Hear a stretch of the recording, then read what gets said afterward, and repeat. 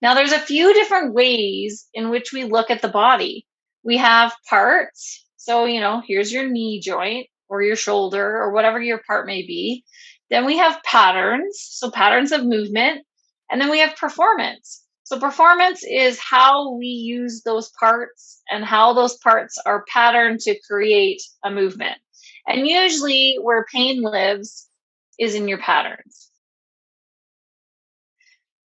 So, how we want to connect these is depends on the person. We can always start small. So starting small is, this is how I lift my arm, to working big, which is this is how I lift my arm and push something. Or we can also work in the opposite direction where we take something big and work our way small.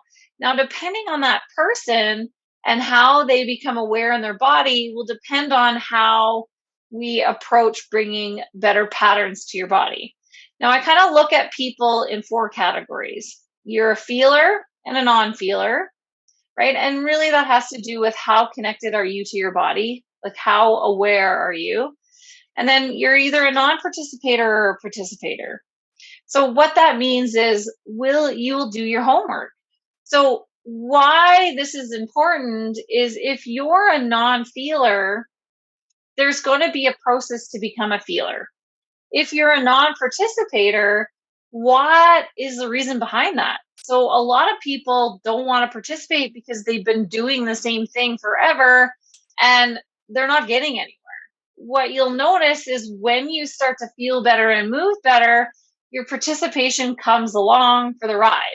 Now, when it comes to a feeler versus a non-feeler, if you've been in chronic pain and you stopped feeling, right? You've stopped feeling out of survival, and you've just learned to numb what you feel.